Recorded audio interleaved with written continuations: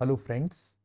अब हम लोग ऑडिट के एमसीक्यूज डिस्कस करने के लिए वीडियो बना रहे हैं और मैं इसमें ऑडिट के कौन से चैप्टर कवर करूंगा। एक कंपनी ऑडिट कवर करूंगा, audit of items of financial statement, bank audit, audit of different entities, उसी से रिलेटेड एमसीक्यूज में सॉल्व करवाऊंगा।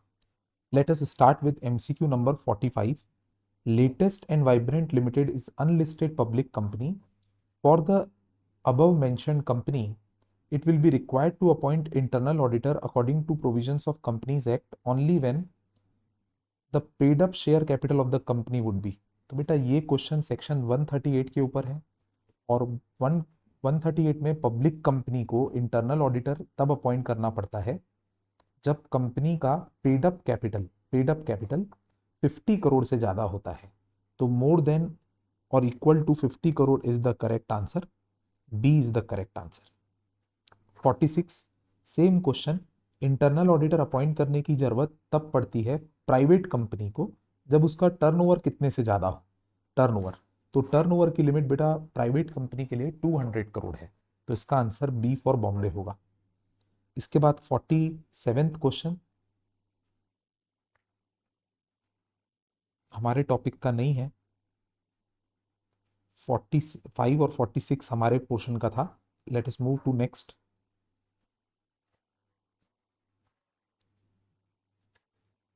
55 नंबर क्वेश्चन पे ध्यान दीजिएगा। When credit purchase of 5100 crore is if 5100 rupees is recorded on credit side and credit sale of 5100 rupees is recorded on debit side, जबकि ये opposite हो गया है। जो क्रेडिट परचेज है वो डेबिट साइड में आना चाहिए था और जो क्रेडिट सेल है वो क्रेडिट साइड में आना था। This kind of error is called what. तो ये एक कंपेंसेटिंग एरर है क्योंकि अमाउंट दोनों में सेम है। तो बी इज द आंसर 55 का।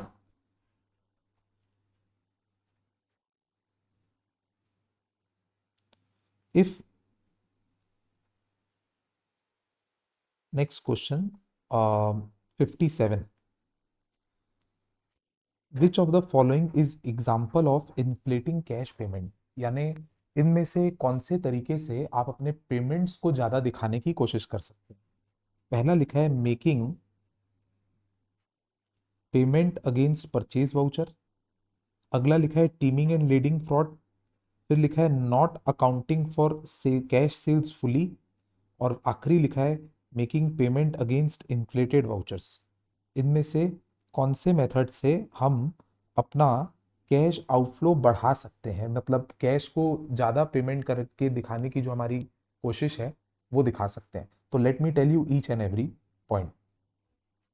देखिए, परचेज वाउचर का पेमेंट करना ये तो फेयर प्रैक्टिस है, ये करेक्ट है। ऐसा करने से हम लोग अपने कैश पेमेंट को बढ़ा के नहीं दिखा पाएंगे, एक्यूरेट दिखा पाएंगे, तो इसीलिए ये फ्रॉड का तरीका नहीं हो सकता। टीमिंग एंड लीडिंग जो तरीका है ये तो कैश को सप्रेस करने का तरीका है, कैश रिसिप्ट्स को सप्रेस करने का तरीका है, कैश रिसिप्ट्स को सप्रेस करने का, तो ये पेमेंट बढ़ा के दिखाना तरीका नहीं। Not accounting for cash cell fully, ये भी कैश को सप्रेस करने का तरीका है, तो ये भी आंसर नहीं हो सकता। और फिर लिखा है making payment against inflated vouchers, इसका मतलब जो बिल हमको रिसीव हुआ वो बढ़े हुए अमाउंट पे मिला और हम उसका पेमेंट दिखाकर अपने कैश पेमेंट को बढ़ा रहे हैं, इसीलिए इससे हमारा कैश पेमेंट इन्फ्लेट हो जाएगा, तो यही करेक्ट आंसर होगा डी। नेक्स्ट क्वेश्चन सर, थोड़ा आउट ऑफ ट्रैक 58 क्वेश्चन बता दे रहा हूं आपको। The types of error the existence of which becomes apparent in the process of compilation of account is called what। Hindi में इस क्वेश्चन का मतलब हुआ ऐसा ऐसे एरर्स जिनका एग्जिस्टेंस हमको अकाउंट्स कंपाइल करने के समय आंखों से दिख जाता है, इट बिकम्स अपेरेंट, तो इसको ना सेल्फ रिवीलिंग एरर्स कहते हैं, जो खुद से दिख जाते हैं। मतलब mistake on the fake of the data, जैसे फेस ऑफ द डेटा, जैसे कोई फिगर लैक्स में चल रहे हैं, अचानक कोई फिगर करोड़ में आ जाए, पूरा क्वेश्चन थाउजेंड में, या पूरे हर फिगर सेल्स का थाउजेंड्स में चल रहा है और कोई figure hundred thousands of crore में चला जाए, कोई ऐसे कस्टमर का नाम रिकॉर्ड होता हुआ दिखे जिसके साथ हमने कभी डीलिंग ही नहीं की है, तो ये सब गलतियां आंखों से दिख जाती है, समझ में आ जाता है कि ये प्रिंटिंग मिस्टेक है, तो उसको सेल्फ रिवीलिंग एरर कहते हैं। Next question,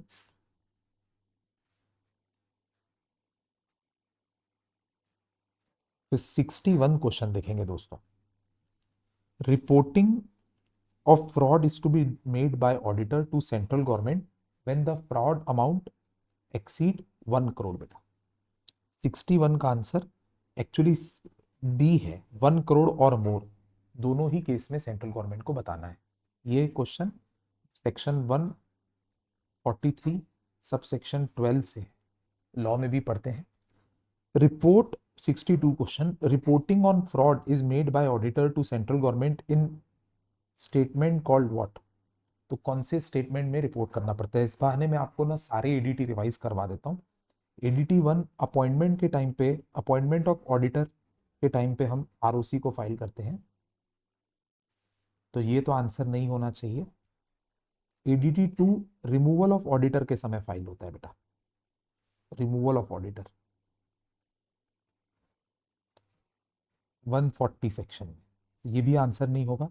ADT 3 resignation of auditor के केस में फाइल होता है बेटा, और एडीटी 4 फाइल होता है फ्रॉड को रिपोर्ट करने के लिए, तो इसीलिए 62 का आंसर एडीटी 2 होगा। 63, reporting on fraud is made by auditor under which of the following clause of para 3 of कारो 2020। ये मेरी ओपिनियन में ऐसे क्वेश्चन नहीं आने चाहिए कि क्लॉज नंबर कौन सा है, बट याद करने वाली बात है। तो क्लॉज नंबर 9 में, सॉरी क्लॉज नंबर 6 में फ्रॉड की रिपोर्टिंग होती है। Next question, which of the following, ये हमारे पोर्शन का नहीं है। 66 क्वेश्चन दिखाता हूं sir. Who is mainly responsible for implementation of financial controls in a company? Auditor, director, employee or regulator? Answer is director बेटा। Next question,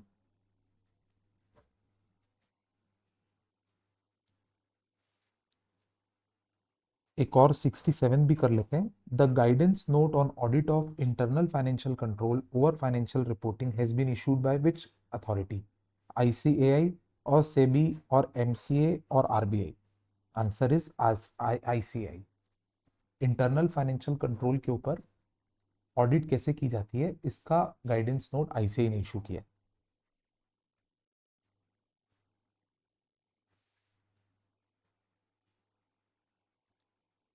नेक्स्ट क्वेश्चन,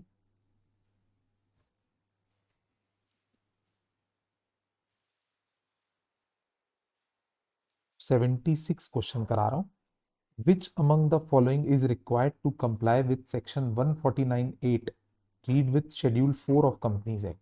ये CA final का क्वेश्चन है, ये हमारे ऊपर होना नहीं चाहिए, बट क्योंकि कंपनीज एक्ट का है तो मैं आपको करा दे रहा हूँ। ये एक इंडिपेंडेंट डायरेक्टर का आंसर होगा इसका, पर ये सीए फाइनल का है, हमको यहाँ फोकस नहीं करना चाहिए। Next question,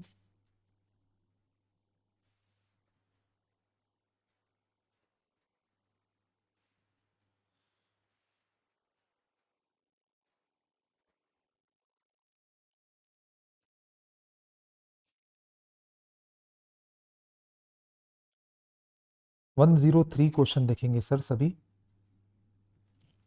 Which assertion is common in statement of P and balance sheet?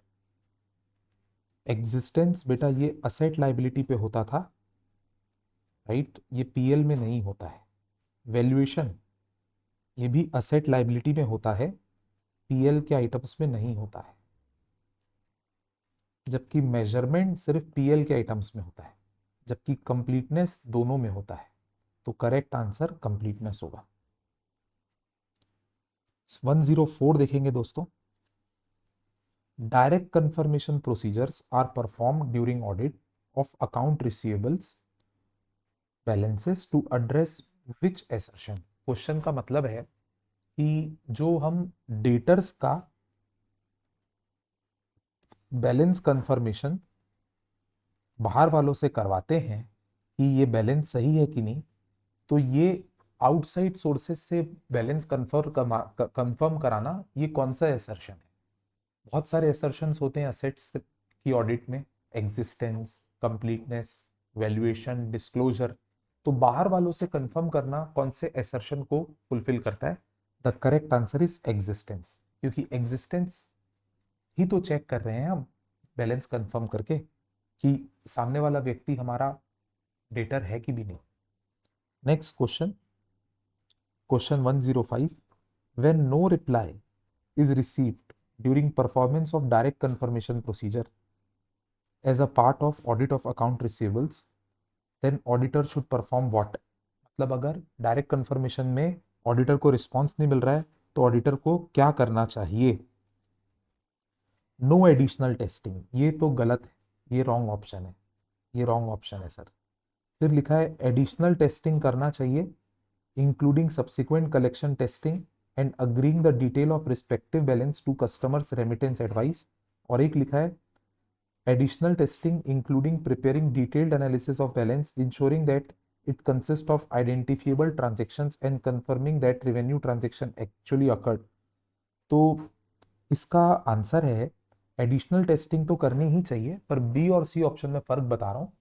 B option में लिखा है ऐसी एडिशनल टेस्टिंग करनी चाहिए जिसमें हम सब्सिक्वेंट कलेक्शन को टेस्ट करें और फिर कस्टमर का बैलेंस कंपेयर करें उसके कलेक्शन से। और सी ऑप्शन में लिखा है कि हमको ऐसी एडिशनल टेस्टिंग करनी चाहिए जिसमें हम बैलेंसेस को एनालाइज करें और ये चेक करें कि वो ट्रांजैक्शन आइडेंटिफिएबल भी थे कि नहीं और वो हुए भी थे कि नहीं। तो सजेस्टेड आंसर बी है दोस्तों, बी होना चाहिए, क्योंकि एडिशनल टेस्टिंग का मतलब है हम लेटर ऑन चेक करेंगे कि पैसा सही में मिला था कि नहीं मिला था कस्टमर से। Next question 106, obtaining trade receivable ageing report and analysis and identification of doubtful debt is performed during audit of account receivable balance to address which assertion। मतलब क्वेश्चन का मतलब हुआ कि हम डेटर्स का ट्रेड रिसीवेबल रिपोर्ट लेते हैं और डाउटफुल डेब्ट को एनालाइज करने की कोशिश करते हैं।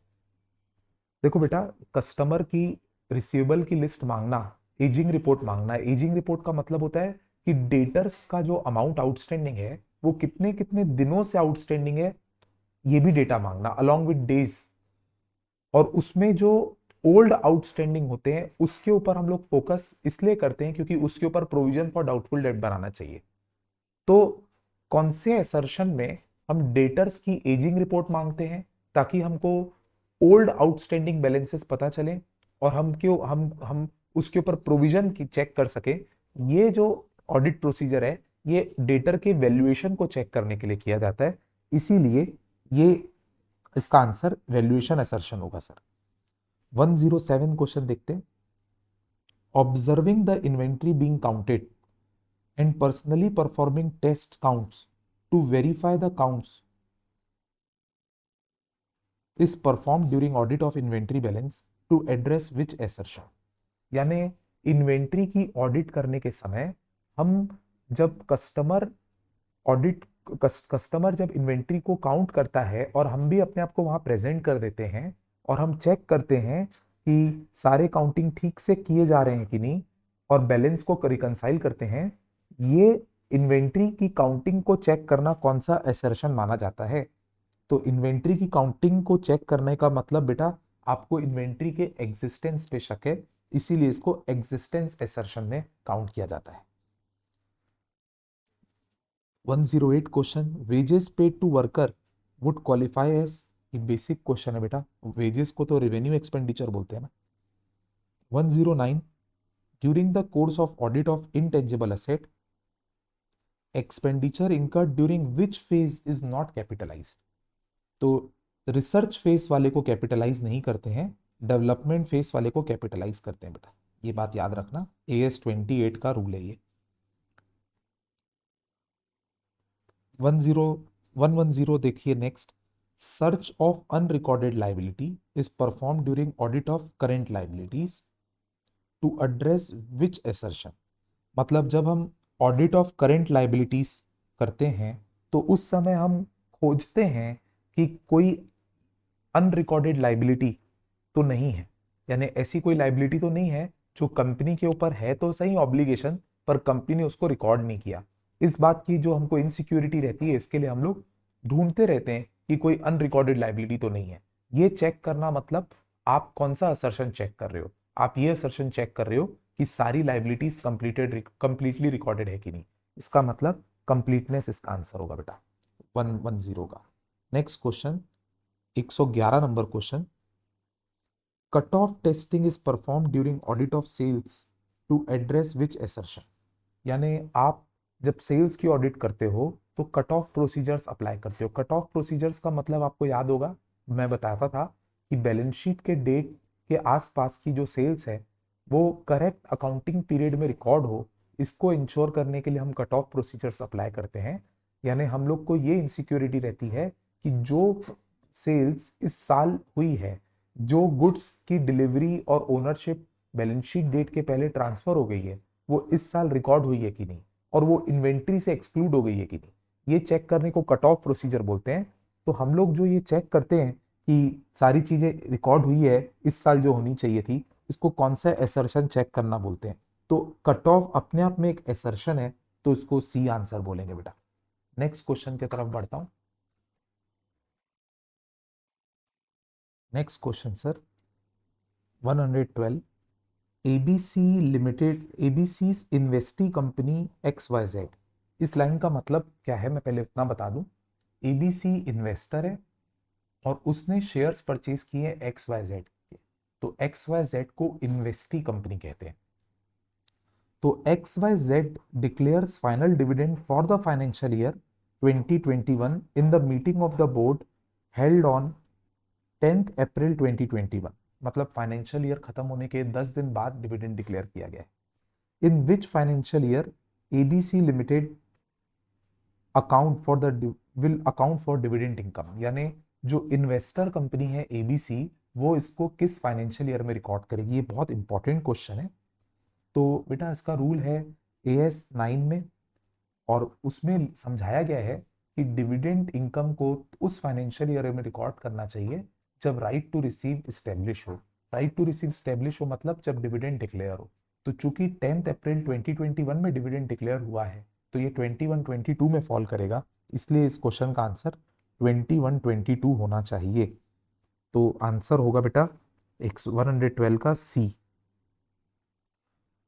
113 करते हैं, all inventory units held by the audit entity that should have been recorded have been recognised in the financial statement. ये कौन सा एसर्शन है? यानी जब आप ये चेक करते हो कि सारी की सारी इन्वेंट्री जो रिकॉर्ड होनी चाहिए थी वो रिकॉर्ड हो गई है कि नहीं, तो आप कौन सा एसर्शन चेक कर रहे हो? एकदम इजी है, कंप्लीटनेस चेक कर रहे हैं और क्या, सारी की सारी इन्वेंट्री के लिए। 114 question, which of the following is not example of revenue expenditure. यानी ज्यादातर रेवेन्यू एक्सपेंडिचर होंगे। Salary wages of employ engage directly और इनडायरेक्टली इन प्रोडक्शन, तो ये तो रेवेन्यू है बेटा, ये तो रेवेन्यू है। Repair maintenance and renewal of fixed asset, ये भी फिक्स, ये भी रेवेन्यू है। लीगल एंड प्रोफेशनल फीस, ये भी नॉर्मली रेवेन्यू होता है। डेवलपमेंट एक्सपेंडिचर ऑफ लैंड, ये कैपिटल एक्सपेंडिचर होता है दोस्तों। तो आंसर डी होगा बेटा 114 का। नेक्स्ट क्वेश्चन 115 पढ़ते हैं, useful life of asset is given in which schedule of companies act. तो बेटा ये शेड्यूल 2 ऑफ कंपनीज एक्ट में दिया होता है, इसलिए इसका आंसर ए होगा। Next question 116, dash are charges against profit to provide for known liabilities for which amount can not be determined with accuracy. मतलब हिंदी में इस क्वेश्चन का मतलब हुआ कि हमारे ऊपर कोई लाइबिलिटी नोन है, मतलब हमको देना जरूर है, वो लाइबिलिटी का पेमेंट करना जरूर है, बट कितना अमाउंट पे करना है ये अभी तक एक्यूरेसी के साथ एसरटेन नहीं किया जा सकता। तो ऐसी स्थिति में उसके लिए जो हम लोग प्रॉफिट में से कुछ डिडक्शंस करते हैं उसे क्या कहते हैं? तो आंसर बहुत इजी है, उसको प्रोविजन कहते हैं मेरे दोस्तों। 117, ये ऐसे का पोर्शन का है पर फिर भी बता दे रहा हूं। Which of the following is not a modified opinion. Which of the following is not a modified opinion.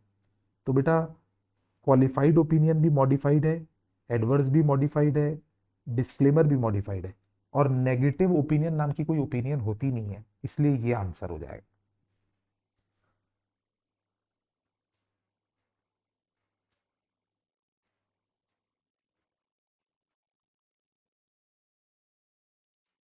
Next question 121 पढ़ते हैं।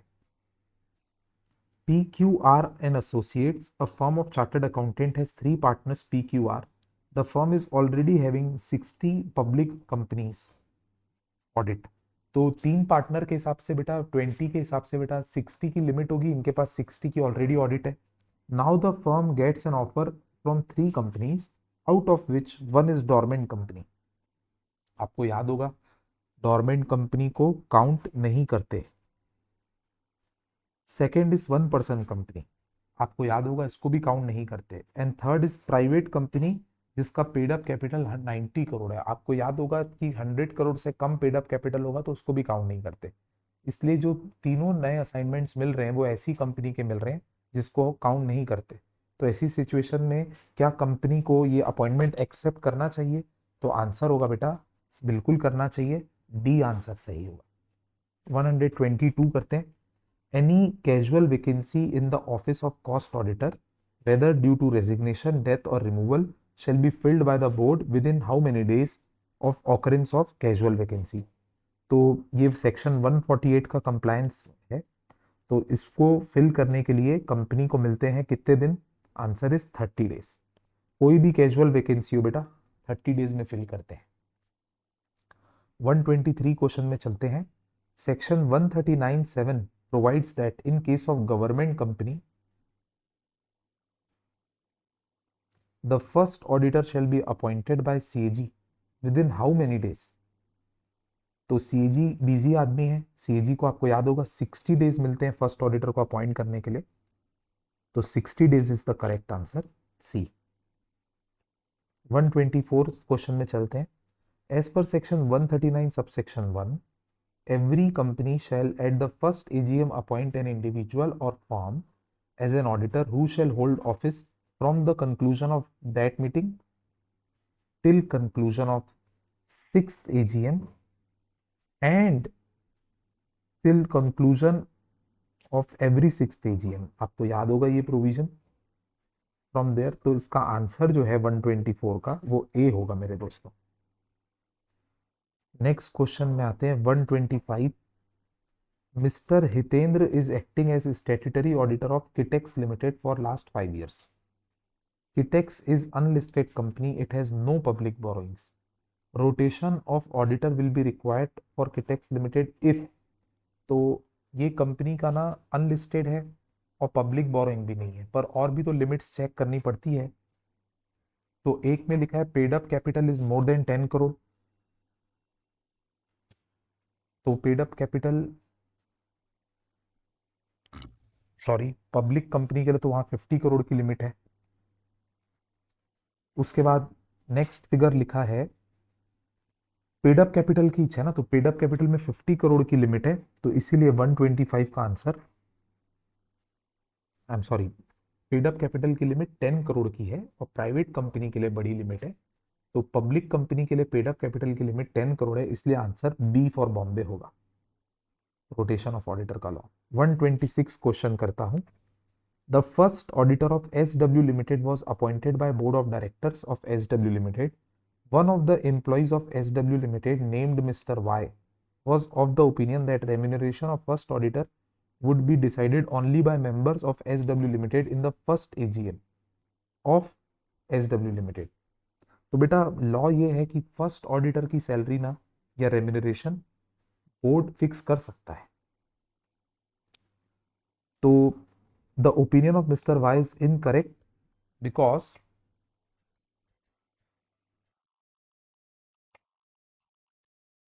तो बेटा फर्स्ट ऑडिटर का रेम्यूनरेशन बोर्ड फिक्स कर सकता है, इसीलिए इसका आंसर डी होना चाहिए। आइए सर 127 क्वेश्चन पढ़ते हैं, बढ़िया इंटरेस्टिंग क्वेश्चन लग रहा है। The information related to 4 companies is provided as follows. Z1 limited एक पब्लिक कंपनी है जिसका टर्नओवर लास्ट ईयर का 160 करोड़ है। Y2 एक पब्लिक कंपनी है जिसका टर्नओवर 180 करोड़ है। N3 एक प्राइवेट कंपनी है जिसका टर्नओवर पिछले साल का 56 करोड़ है। M4 प्राइवेट कंपनी है, पिछले साल का टर्नओवर 43 करोड़ है। किसको ऑडिट कमेटी बनाने की जरूरत पड़ेगी? तो ऑडिट कमेटी बनाने की आवश्यकता केवल Y2 को है। उसका टर्नओवर 180 करोड़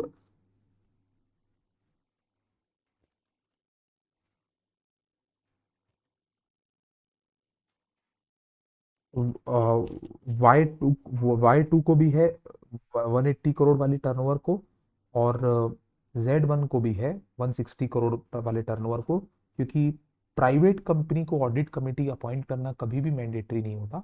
और पब्लिक कंपनी के लिए अगर पेड अप ये टर्नओवर वाली लिमिट देखी जाए तो टर्नओवर वाली लिमिट 100 करोड़ से बेटा। आई रिपीट, प्राइवेट कंपनी को audit committee as per section 177 कभी अपॉइंट करने की जरूरत नहीं है, और पब्लिक कंपनी को अपॉइंट करना है अगर उसका टर्नओवर 100 करोड़ से ज्यादा होगा। देखिए दोस्तों, ये ऑडिट कमेटी कौन सी कंपनीज को अपॉइंट करनी पड़ती है उसको स्टडी मैट में खोल लिया है मैंने, आप लोग साथ में देखिएगा। अगर आप इसकी एप्लीकेबिलिटी देखेंगे तो सिर्फ लिस्टेड पब्लिक कंपनीज के लिए है, और साथ में यहाँ पे भी जो तीनों लिमिट लिखी है वो सब पब्लिक कंपनीज के लिए लिखी है, प्राइवेट कंपनी के लिए कोई लिमिट नहीं है। तो पब्लिक कंपनी का पेड अप कैपिटल 10 करोड़ या उससे अबव, और फिर ऐसी पब्लिक कंपनी जिसका हर टर्नओवर 100 करोड़ और अबव, और ऐसी पब्लिक कंपनी जिसकी बोरोइंग का फिगर 50 करोड़ और अबव। तो 10 करोड़ का पेड अप कैपिटल, 50 करोड़ की बोरोइंग और 100 करोड़ का टर्नओवर क्रॉस होने पर ऑडिट कमेटी अपॉइंट करनी है, या लिस्टेड पब्लिक कंपनी को तो हमेशा अपॉइंट करनी है इररिस्पेक्टिव ऑफ एनी लिमिट, और प्राइवेट कंपनी को कभी नहीं करनी। तभी जो अभी अपन क्वेश्चन डिस्कस कर रहे थे उसमें पब्लिक कंपनी को ही ऑडिट कमेटी अपॉइंट करना है क्योंकि उसका टर्नओवर 100 करोड़ से ज्यादा है। चलिए सर, नेक्स्ट क्वेश्चन में बढ़ते हैं। अब दोस्तों हम लोग 128 क्वेश्चन पढ़ते हैं। A partnership firm of chartered accountant by the name of HK and Associate were the auditor of company called TR Limited. Due to some reason HK Limited resigned from being the auditor of TR Limited. तो यहाँ पे resignation के through audit, वो resignation के कारण removal हुआ है। इसमें सबसेक्शन 140 सबसेक्शन 2(3) एप्लीकेबल होता है बेटा। और जब भी रेजिग्नेशन के कारण ऑडिटर रिजाइन करते हैं, रेजिग्नेशन के कारण अगर रिमूवल हुआ है तो बोर्ड ऑफ डायरेक्टर अपॉइंटमेंट करते हैं ऑडिटर का 30 डेज के अंदर, और फिर नेक्स्ट 3 मंथ्स के अंदर एक जनरल मीटिंग कॉल करके उस अपॉइंटमेंट को रेटिफाई कराना पड़ता है। इसीलिए इस 128 का जो आंसर होगा वो डी होगा बेटा। Next 129, there was a public limited company by the name YW limited. According to the latest financial statement paid up capital is 20 crore. A partnership firm of chartered accountant was required to be appointed as auditor of YW Limited. In this scenario, which appropriate authority would consider the qualification, reservation, and experience of partnership firm being appointed, considering the size and requirement of YW Limited? देखिए sir, इनका paid up capital क्योंकि 20 करोड़ से ज़्यादा है और ये एक public company है, तो इसीलिए इनको ऑडिट कमेटी अपॉइंट करना जरूरी होता होगा। आई रिपीट, ये एक पब्लिक कंपनी है और पेड अप कैपिटल 10 करोड़ से ज़्यादा है, इसलिए ऑडिट कमेटी अपॉइंट करते होंगे ये लोग। इसीलिए इनका ऑडिटर ऑडिट कमेटी चूज करेगी, प्राइमा फेसी क्वालिफिकेशन वगैरह सब वो कंसिडर करेगी। 130th क्वेश्चन करते हैं। A private limited company by the name of WS private limited had paid up capital of 65 crore for the financial year 21-22। Which one of the following statement is correct relating to rotation of auditor? Rotation of auditor 139(1) में पढ़ते हैं, और private company के ऊपर भी rotation का law applicable होगा अगर उनका पेड अप कैपिटल 50 करोड़ से ज्यादा होता है तो चूंकि ये प्राइवेट कंपनी का पेड अप कैपिटल 50 करोड़ से ज्यादा है इसलिए रोटेशन का लॉ एप्लीकेबल होगा इनके ऊपर, और करेक्ट आंसर इसके केस में बी होगा। बी, रोटेशन एप्लीकेबल है क्योंकि पेड अप कैपिटल 50 करोड़ से ज्यादा है। Next, 131 question. A partnership firm of chartered accountant by the name HS and Associate completed 2 terms of 5 consecutive years as auditor in Y Private Limited. Y Private Limited has paid up share capital of 58 crore, मतलब 50 करोड़ से ज़्यादा है private company का auditor, तो इस case में private company का paid up capital, इसलिए इसमें रोटेशन ऑफ ऑडिटर का लॉ एप्लीकेबल होगा। और जिन कंपनी में रोटेशन ऑफ ऑडिटर का लॉ एप्लीकेबल होता है ना दोस्तों, वहां पे एक partnership firm maximum 2 terms of 5 consecutive years enjoy कर सकती है। तो यहाँ पे इस पार्टनरशिप फर्म के 2 टर्म्स खत्म हो चुके हैं एचएस के। HS can not be reappointed as auditor of Y65 private limited, बिल्कुल सही है यहाँ तक। For how many years after completion, तो कुल मिला के ये पूछ रहा है कि कूलिंग ऑफ पीरियड कितना होगा। कूलिंग ऑफ पीरियड तो अपन जानते हैं ना बेटा, 5 साल होता है, तो कूलिंग ऑफ पीरियड 5 ईयर्स है, इसीलिए बी आंसर होगा। 132, the director of YH limited which is not a government company by the name of Mr. W was of the opinion that the first auditor of YH Limited must be appointed by the members of YH Limited within 40 days from the date of registration। एकदम गलत बात कह रहा है दोस्तों, ये government company नहीं है, तो नॉर्मल कंपनी है। नॉर्मल कंपनी में फर्स्ट ऑडिटर 139(6) के अनुसार आपको याद होगा, बोर्ड ऑफ डायरेक्टर अपॉइंट करते हैं विद इन 30 डेज। वो लोग फेल हो जाए तो वो मेंबर्स को इन्फॉर्म करते हैं, मेंबर अपॉइंट करते हैं विद इन 90 डेज। तो इस केस में सही आंसर होना चाहिए ए, क्योंकि बोर्ड ऑफ डायरेक्टर को अपॉइंट करना है 30 डेज के अंदर। 133 जो क्वेश्चन है ये हमारा पोर्शन का नहीं है, फिर भी पढ़ा दे रहा हूं। Dash means record of audit procedure perform, relevant audit evidences obtained and conclusions reached. मतलब ऐसा कौन सा रिकॉर्ड होता है जिसमें हम लोग ऑडिट प्रोसीजर जो परफॉर्म करते हैं वो भी डालते हैं, जो ऑडिट एविडेंसेस ऑब्टेन होते हैं उसका भी रिकॉर्ड मेंटेन करते हैं, और जिन कंक्लूजन में पहुंचे उसको भी रिकॉर्ड करते हैं। तो उस डॉक्यूमेंट को बोला जाता है बेटा ऑडिट डॉक्यूमेंटेशन।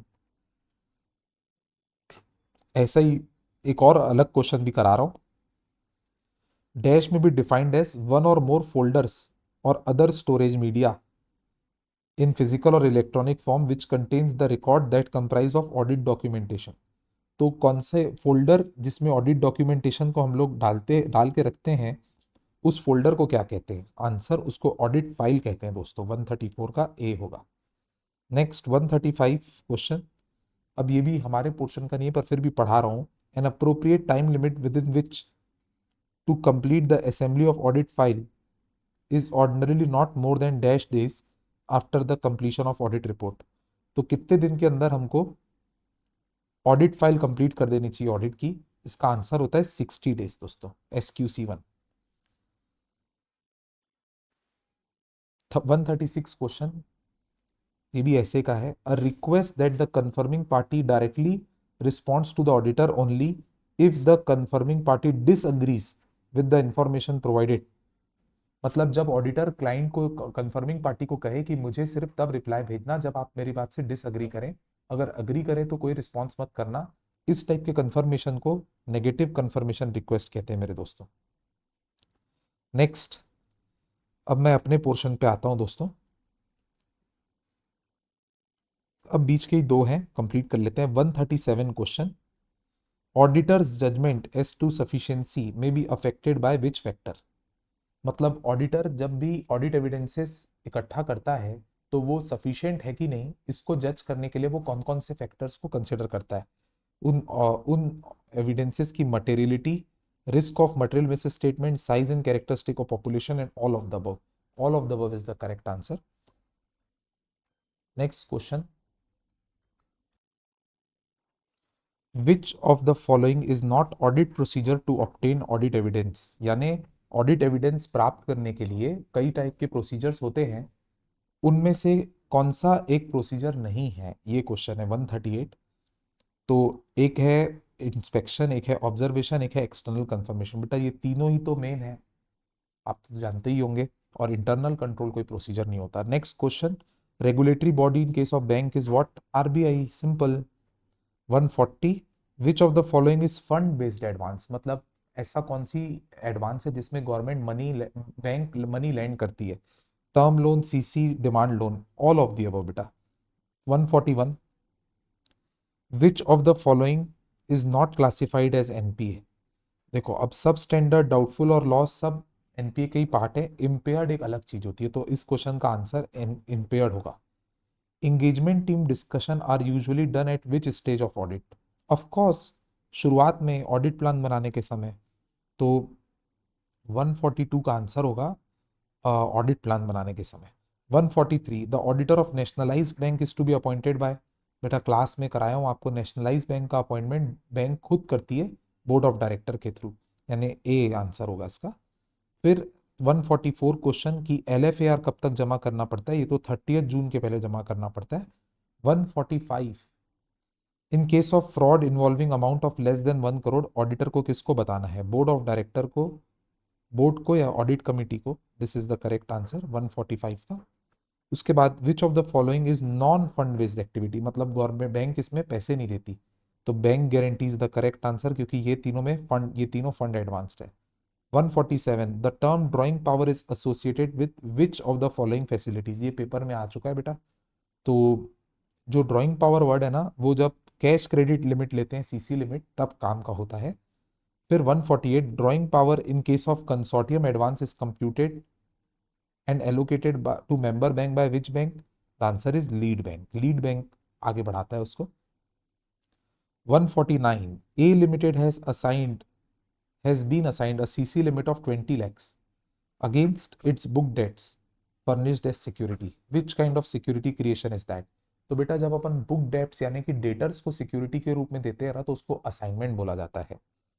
फिर 150th question, Mrs Reema has availed personal loan for her boutique of 5 lakh रुपए and a vehicle loan to purchase scooter for 60,000 rupees. She is regular in depositing the EMI of Activa, but she has not deposited EMI towards personal loan. Sorry. In this case, which of the following facilities should be categorized as NPA? तो answer होगा बेटा इसके सारे accounts NPA होंगे, क्योंकि NPA borrower wise होता है, account wise नहीं होता है, क्लास में कर चुके हैं हम लोग। तो 150 का डी आंसर होगा। Next, public enterprises are required to maintain commercial account and they are generally classified under 3 categories. Which of the following is not a category? मैं आपको 3 कैटेगरीज नाम याद दिला देता हूँ। एक को कहते हैं डिपार्टमेंटल एंटरप्राइज, एक को कहते हैं स्टैट्यूटरी बॉडी, एक को कहते हैं गवर्नमेंट कंपनी। तो उस हिसाब से ए, बी और सी तो कवर हो गया। चैरिटेबल ट्रस्ट कोई कैटेगरी नहीं होती, तो वही आंसर होगा। 152 Article 151 requires that the report of CAG relating to the accounts of union and state shall be submitted to dash। बेटा सीएजी की रिपोर्ट ना सेंटर के केस में प्रेसिडेंट को दी जाती है, और स्टेट के केस में गवर्नर को, और यूनियन टेरिटरी के केस में एडमिनिस्ट्रेटर को, और ये लोग उसको हाउस ऑफ पार्लियामेंट या स्टेट लेजिस्लेचर में पेश करते हैं, इसलिए इसका आंसर ए होगा।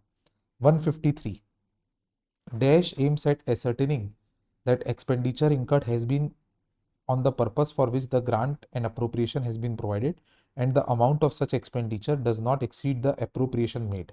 यहाँ appropriation का मतलब आप provision समझिए। तो ऐसी कौन सी ऑडिट होती है जिसमें चेक करते हैं कि जो भी खर्चा हुआ है वो प्रोविजन उसके लिए बनाया गया था और एक्सपेंडिचर का अमाउंट प्रोविजन को एक्सीड नहीं करता, ये audit against provision of funds ही तो होता है बेटा, ए।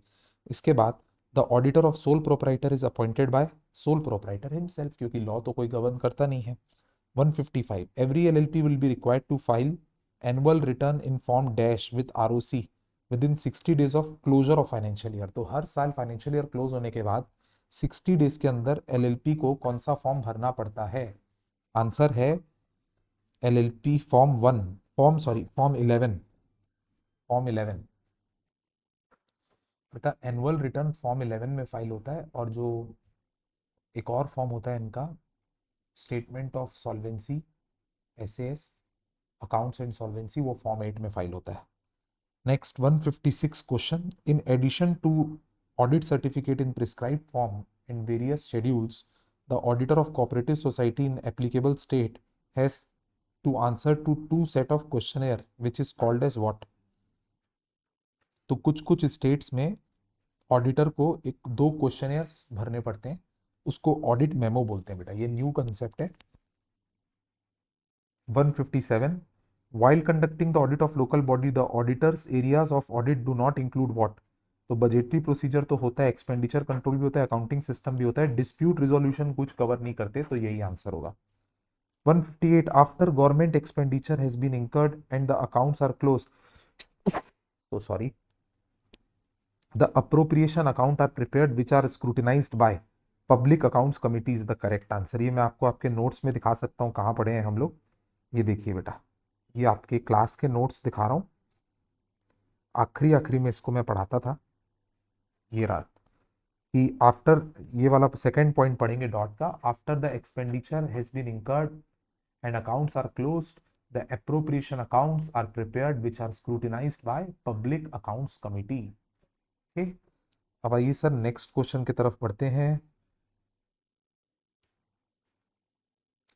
159 विच of the following is not correct, ये भी पेपर में आ चुका है। AS18 रिलेटेड पार्टी करेक्ट है, AS10 property plant equipment correct है, AS28 इम्पेयरमेंट ऑफ असेट भी करेक्ट है, AS16 इनटेंजिबल असेट गलत है क्योंकि AS16 बोरोइंग कॉस्ट का होता है और इनटेंजिबल असेट का AS तो 26 नंबर होता है दोस्तों। 160 which of the following item should not be treated as asset as per AS26, AS26 के हिसाब से हमको किसको असेट नहीं मानना चाहिए, कंप्यूटर सॉफ्टवेयर को जरूर मानना चाहिए, इंटरनली जनरेटेड गुडविल को नहीं मानना चाहिए, लाइसेंस को और ब्रांड नेम को बिल्कुल मानना चाहिए। आइए नेक्स्ट क्वेश्चन में सेक्शन 52 ऑफ कंपनीज एक्ट जो ये बताता है कि एसपी को कहाँ यूज कर सकते हैं, उसमें लिखा है कि इनमें से कौन से पर्पस के लिए हम लोग एसपी को यूज कर सकते हैं। तो रीवैल्यूएशन लॉस को सेट ऑफ करने के लिए नहीं, डिविडेंड पे करने के लिए बिल्कुल नहीं, premium payable on redemption of preference share के लिए जी बिल्कुल हाँ, और वर्किंग कैपिटल के लिए बिल्कुल नहीं। 162 क्वेश्चन,